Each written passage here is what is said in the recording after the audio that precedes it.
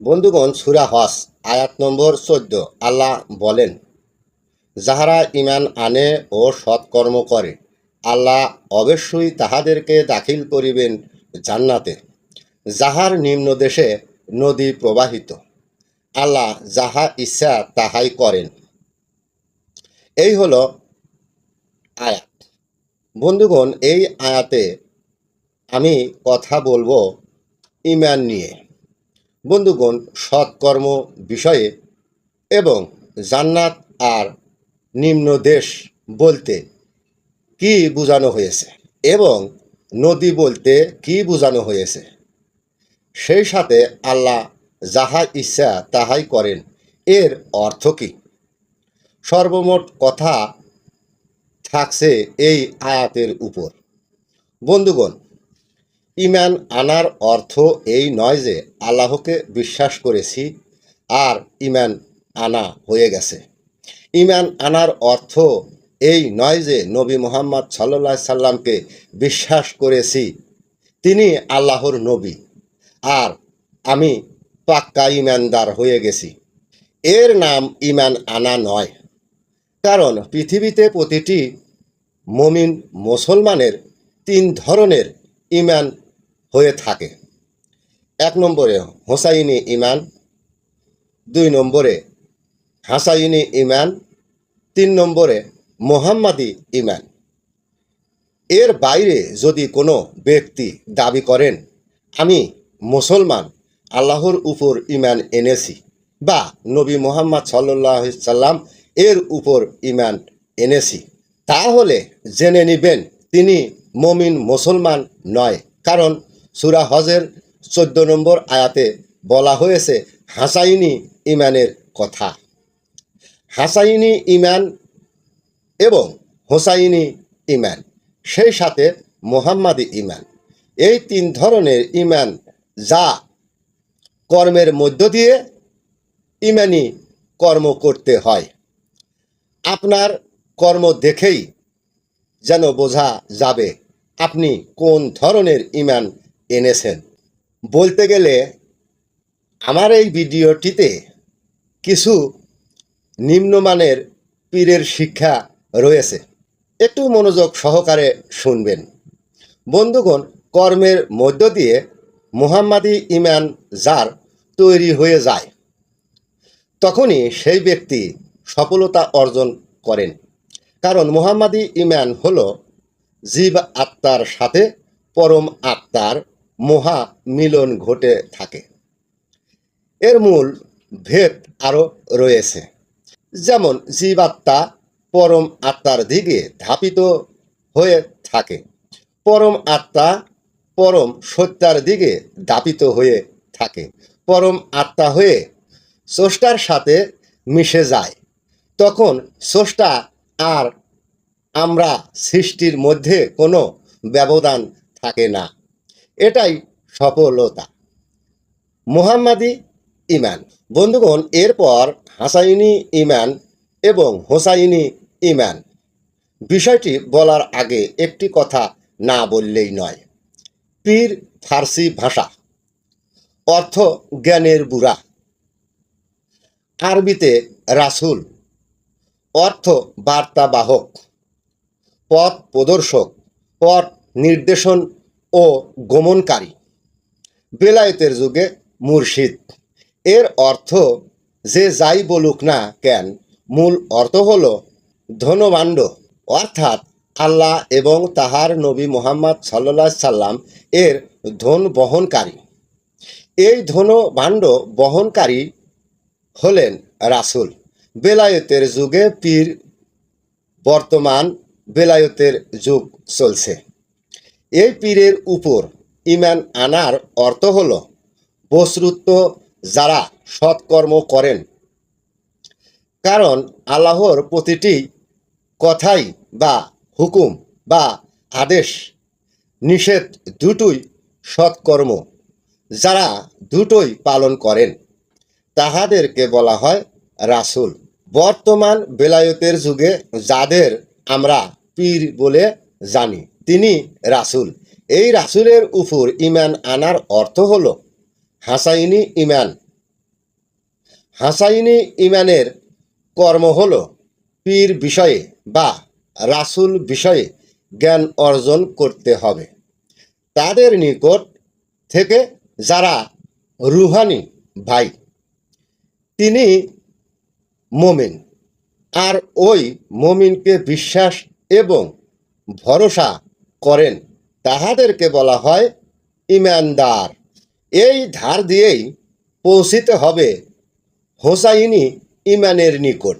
যিনি মিথ্যা কথা বলেন এবং অসৎ কর্ম করেন, তিনি ইমানদার নয়। যিনি মিথ্যা কথা এবং অসৎ কর্ম বাদ দিবেন, তিনি হাসাইনি ইমান লাভ করবেন। বন্ধুগণ, ইহুদি বা খ্রিস্টান যেই ধর্মেরই হোক না কেন, সবাই একই ধারায়, একই নিয়মে, একই ধার দিয়ে যেতে হবে। বন্ধুগণ, যারা এই পথ দিয়ে সামনে এগিয়ে যাবে, সৎকর্ম করেন, তাদেরকে দাখিল করিবেন জান্নাতে। দাখিল অর্থটা এমন যেন আল্লাহ নিজে বান্দার হাত ধরে জান্নাতের ভিতরে পৌঁছে দিবেন। সেই জন্য এই 14 নম্বর আয়াতে বলা হয়েছে, তাহাদেরকে দাখিল করিবেন জান্নাতে। বন্ধুগণ, জান্নাত বলতে শান্তির স্থান। এর অর্থটা এমন যে সবারই জ্ঞান আছে, কিন্তু এক রকমের নয়। তেমনি যারা মহাজ্ঞানী, তেনারা জানেন কোন ব্যক্তির সাথে কোন জ্ঞানের কথা বলতে হয়। যেমন আমাদের নবী মুহাম্মদ সাল্লাল্লাহু আলাইহি সাল্লাম এর সাহাবা ছিলেন আবু বকর, ওমর, ওসমান। এদের সাথে যেই জ্ঞানের কথাগুলি বলতেন, কিন্তু হজরত মৌলা আলীর সাথে সেই জ্ঞানের কথাগুলি বলতেন না। কারণ ওই সকল ব্যক্তিরা যেই জ্ঞানের জ্ঞানী ছিলেন না। আর মৌলা আলীর সাথে জ্ঞানের কথায় অনেক শান্তি পাইতেন, যার কোনো তুলনা হয় না। এই শান্তিটাই হলো জান্নাতের শান্তি। আর যেইখানে বা যেই স্থানে কথা হয়, সেই স্থানটাই হলো জান্নাত। অর্থাৎ যেই স্থানে জ্ঞানের কথা হয়, সেই স্থানটির কথা বোঝানো হয়েছে। সেই জন্য বলা হয়েছে, তাহাদের দাখিল করিবেন জান্নাতে। জান্নাত বলতে বোঝানো হয়েছে যেই ব্যক্তি জ্ঞানী, সেই জ্ঞানী ব্যক্তিটাই হলো জান্নাত। আশা করি বুঝাতে পেরেছি। বন্ধুগণ, এরপর বলা হয়েছে, যাহার নিম্ন দেশে নদী প্রবাহিত। বন্ধুগণ, কিছু কথা বলতে হবে, ধৈর্য সহকারে মনোযোগ দিয়ে শুনতে থাকুন। আল্লাহর প্রতিটি হুকুম অনেক মূল্যবান, অনেক বড়, কিন্তু একজন সর্বসাধারণ মানুষের জন্য আল্লাহর তরফ হইতে এই হুকুমটা অনেক ছোট। তাই হাসাইনি ইমান তৈরি করার জন্য এর চাইতে সহজ বা নিম্ন রাস্তা আর নেই। ইমান আনার অর্থ হলো ওই জ্ঞানী ব্যক্তির নিকটে যেতে আল্লাহ হুকুম করেছেন। নিম্নদেশ বলতে ওই জ্ঞানী ব্যক্তির কদম বা পায়ের তলাকে বোঝানো হয়েছে। অর্থাৎ দাসত্ব করার জন্য দাসত্ব করতে হবে, এটাই হলো নিম্নদেশ। বন্ধুগণ, নিম্নদেশে নদী প্রবাহিত, এর অর্থ হলো আল্লাহ বিষয়ে জ্ঞান অর্জন করতে হলে রাসূলের দেশে প্রবেশ করতে হবে। আপনাদের মনে প্রশ্ন আসতে পারে, রাসূলের দেশ কোনটা? আল্লাহর পছন্দনীয় ব্যক্তিদের কদম মোবারক হলো জ্ঞান অর্জনের প্রথম দেশ। এটাই হলো সেই নিম্ন দেশ।